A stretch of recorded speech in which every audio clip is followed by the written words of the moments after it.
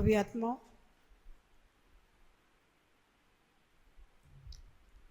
आश्रव भावना के विषय में हमने देखा था दिन रात सुभाषो भावों से मेरा व्यापार चला करता।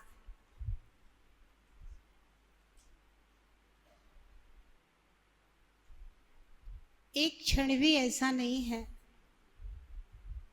जिस समय कर्मों का आना नहीं होता।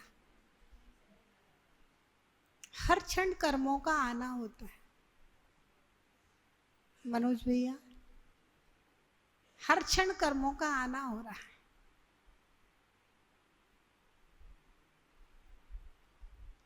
और कर्म काहे से आ रहे हैं? दिख नहीं रहे हैं हमें कर्म। अब राजेश जी, अपन रोकें कैसे कर्म को?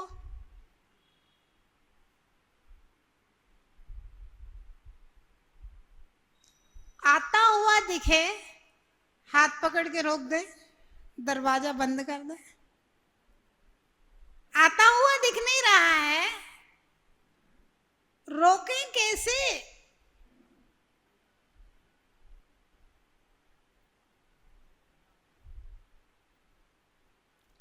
दिन रात शुभाशुभ भावों से कर्म आ रहे हैं।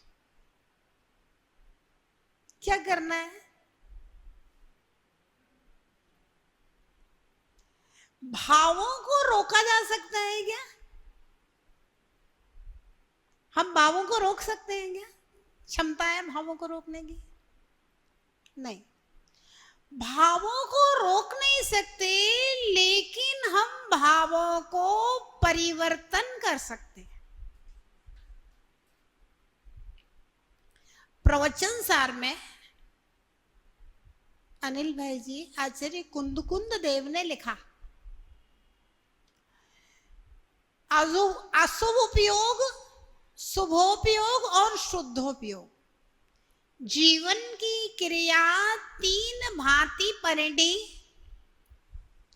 पाटोदी जी, अशुभ, शुभ और शुद्ध। जब हम शुभ और अशुभ से ऊपर उठ जाएंगे तो शुद्ध में चले जाएंगे। अब शुद्ध में जाने की तो क्षमता नहीं है। आज के समय में तो मुनि भी शुद्ध में नहीं जा सकते। तो क्या करें? क्या हम अशुभ उपयोग करते रहे? अशुभ का फल नरक त्रियंच गति कहाँ है? तो आचार्य महाराज कहते हैं, कुछ नहीं से कुछ भला। Nothing is better than something. शुद्ध में नहीं जा पा रहे हो, शुद्ध में नहीं जा सकते हो, तो भैया कम से कम अशुभ से शुभ में आ जाओ, शुभ में आ जाओ। है? हाँ, शुभ में आ जाइए। वरम व्रतेर पदम देवम ना व्रतेर्वत नारकम छाया तपोस्थ्योर वेदा प्रतिपालयतोर महान। व्रतों को धारण करके स्वर्ग जाकर के अपनी काल लब्धि का, मोक्ष का इंतजार करे। अव्रती होकर के नरक में जाकर के मोक्ष का इंतजार करे, तो भैया आपको कहां अच्छा लगेगा? धूप में कि छाया में? छाया। तो पहले संबर भावना की बात करी, तो पहले हम पाप का संबर करें, पुण्य को प्राप्त करें। यद्यपि पुण्य भी सोने की बेड़ी है। सर्वार्थ सिद्धि में पहुंच गए, तब भी 33 सागर के लिए पांव में बेड़ी डल गई। और सप्तम नरक में पहुंचे तो भी 33 सागर के लिए पांव में बेड़ी डल गई। सुरेश जी, सर्वार्थ सिद्धि के देव 33 सागर तक ऊपर मनुष्य बन के मोक्ष तप नहीं कर सकते। और नारकी भी सप्तम नरक से नहीं आ सकता, दोनों बेड़ी हैं। लेकिन नारकी की बेड़ी कैसी है? तीव्र संकेले मार काट दाड़ दाड़। और सर्वार सिद्धि के देव शांति से बैठ करके तत्व चिंतन करते हैं 33 सागर तक। अब बताओ क्या चाहिए? तत्व चिंतन चाहिए कि मारकाट चाहिए? बोलो क्या चाहिए? तो कहा पहले अशुभ को छोड़ करके शुभ में आ जाओ और शुद्ध का लक्ष्य बना लो। लक्ष्य हमारा शुभ नहीं है, लक्ष्य तो मेरा भगवान बनना है, शुद्ध हमारा लक्ष्य है, शुभ मेरा लक्ष्य नहीं।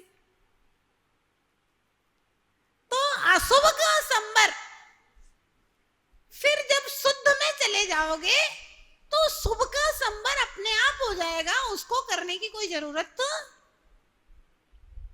यथा यथा समयाति संवित्तौ तत्त्वमुत्तमं तथा तथा न रोचन्ते विषयासुलवापि। यथा यथा न रोचन्ते विषयासुलवापि तथा तथा समयाति संवित्तौ तत्त्वमुत्तमम्।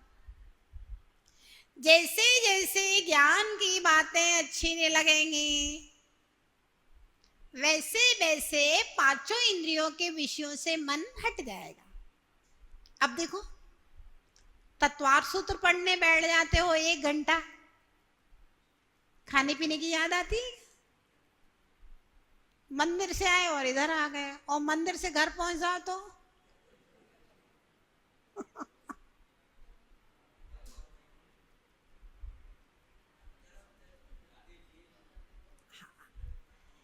तो क्या हुआ? यथा यथा समयाति संवित्तौ तत्त्वमुत्तमम्। यहां आकर के 1 घंटे के लिए आप लोग शांति से बैठ जाते हैं, विषय भोगों की, खाने पीने की, आरंभ परिग्रह की याद भूल जाते हो। और जैसे जैसे तत्व ज्ञान की बात आपके अंदर जा रही है, वैसे वैसे जैसे जैसे विषय भोग छूटेंगे तो तत्व ज्ञान और अंदर अंदर गहराता जाएगा। ये व्यवस्था है। थोड़ा सा तत्व अंदर जाएगा तो विषय छूटेगा, फिर और विषय को छोड़ ही देगा, इनमें कुछ नहीं हो, फिर और तत्व ज्ञान अंदर जाएगा। तो संबर तत्व है जो कर्म का आश्रव आ रहा है उसको रोकने के लिए। नौका में आप विहार कर रहे थे और नौका डगमगाने लगी। अब जगह नौका क्यों डगमगा रही है? ओ, पानी भर गया है। पानी, अब देखो भाई पानी कहां से आया? ऊपर से तो आया नहीं है, और छेद हो गया। पहले क्या करोगे? छेद को बंद करो, नया पानी नहीं आना चाहिए। नहीं तो यहाँ पानी उलीचा, यहाँ पानी आया तो क्या फायदा? बंद करो। संबर, पानी उलीचा, निर्जरा। तो पहले संबर फिर निर्जरा। जो मोरी में डांट लगावे त्यों जल रुक जाता, त्यों आश्रम को रोके संबर क्यों नहीं मन लाता। भाई अगर आत्मा का कल्याण करना है, आपको लग रहा है आश्रम आ रहा है, तो क्या करना है? भाई जैसे मोरी में डांट लगा देते हैं, रुक जाता है, ऐसे ही आश्रम को संबर रोक देता है। क्यों मन नहीं लाता है? कैसे होगा संबर? पंच महाव्रत समिति गुप्ति कर वचन गाए मन को, 10 विधि धर्म परी से 22 12 भावन को। क्या करना है? 5 महाव्रत धारण करो। अब आपने कहा माता जी ये अपने बस का काम नहीं है, हम मुनि नहीं बन सकते। समितियों का पालन, गुप्तियों का पालन महाव्रत के साथ है। मन वचन गाए गुप्ति, 10 विधि धर्म, 10 प्रकार के धर्म की भावना भाव। भाई धारण नहीं कर सकते, पूजा पाठ करो, व्रत उपवास करो धर्मों के, 22 परिसयों को सहन करो, बिना परिसय को सहन करके किए बिना चारित्र का पालन बिना मरे स्वर्ग नहीं मिलेगा, बिना मरे स्वर्ग नहीं मिलता। ऐसे ही बिना कष्टों को सहन करे चारित्र का पालन नहीं हो सकता है। श्रावक का चरित्र पालोगे तब भी कष्ट सहन करने पड़ेंगे, और मुनि का चरित्र पालोगे तब भी कष्ट सहन पड़ेंगे। आप सोचो, हम 9 बजे तक आराम से सोते भी रहे और भगवान का अभिषेक पूजा भी कर लें, दोनों काम कैसे हो सकते हैं भाई? अभिषेक पूजा करना है तो 5 बजे 6 बजे सो के उठना पड़ेगा, तब आप मंदिर में पहुंचोगे। बिना सुखिया स्वभाव को छोड़े श्रावक धर्म का पालन नहीं हो सकता। बिना मेहनत करे चौका लग जाएगा क्या है? आप तो कहोगे माता जी खाने वाली बाइयां लगा देते हैं। ध्यान रखना, आधा पुण्य खाने वाली बाइयों के खाते में चला जाएगा और 4 गुना पैसा खर्च होगा, वो अलग। क्या होगा? आपने खाने वाली बाइयां लगा दी चौके में, एक तो 4 गुना पैसा खर्च होगा। पहले उनकी तनख्वाह दो, फिर उसके बाद उनका खाना पीना की व्यवस्था, फिर वे बर्बादियां करेंगी सो अलग। 4 गुना पैसा लगता है चौके में अगर आप काम वालों से चौका लगवाते हैं। और आधा पुण्य फिर आपके कोठे में नहीं आएगा, पुण्य चला जाएगा। अपने हाथ से बना के खिलाने का आनंद कुछ अलग है ना? तो श्रावक धर्म का पालन भी बिना कष्ट को सहन किए संभव नहीं है, और मुनि धर्म का पालन तो साक्षात कष्ट है ही। 22 परिसर ध्यान रखना भैया, लोगों को लगता है कष्ट नहीं सहन, और 12 भावन को 12 भाव न भाव, ये संबर के कारण कह गए। लोगों को ऐसा लगता है, क्या लगता है? साधु जीवन में बहुत कष्ट है। अब हम पूछते हैं क्या आपके जीवन में कष्ट नहीं है? बोलो, क्या आपके जीवन में कष्ट नहीं है, पीड़ाएं नहीं है, तकलीफ नहीं है? क्या और पर्यायों में मेरी आत्मा ने कष्ट सहन नहीं किया है?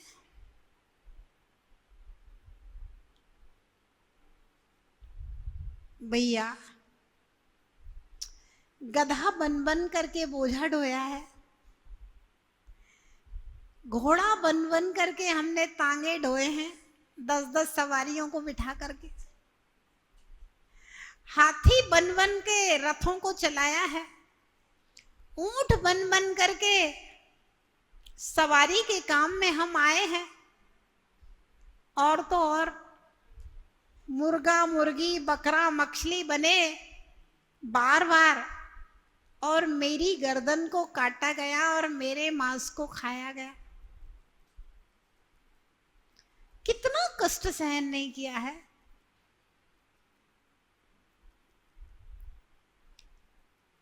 क्या होता है अगर कोई हमसे थोड़ा सा जोर से बोल दे, मेरे से बर्दाश्त नहीं होगा? रितेश भैया, बर्दाश्त नहीं होता ना?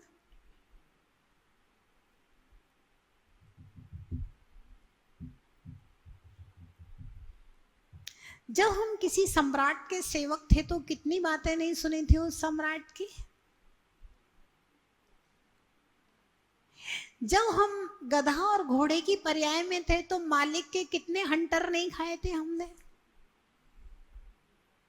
आज छोटी सी बात को क्या मैं अपने आत्म कल्याण के लिए, धर्म की रक्षा के लिए सहन नहीं कर सकता? बोलो, नरकों में मैंने कितनी यात्राएं सहन नहीं की हैं, नरकों में मैंने नारकियों के और असुर कुमार के देवों के कितने दुर्वचनों को सहन नहीं किया है। क्या हम यहां थोड़े से दुर्वचन सहन नहीं कर सकते?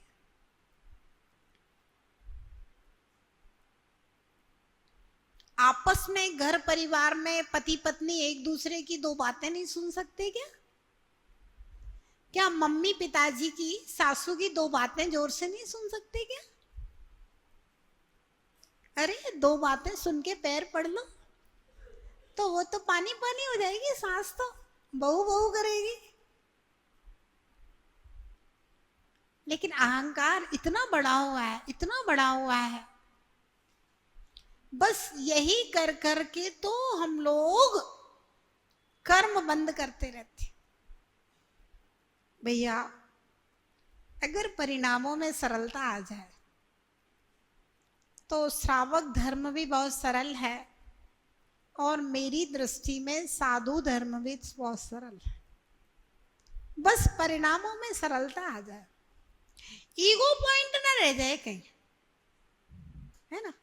जब हम सच्चाई को जानते हैं तो हम झूठ में क्यों उलझे रहते हैं, ये बताओ।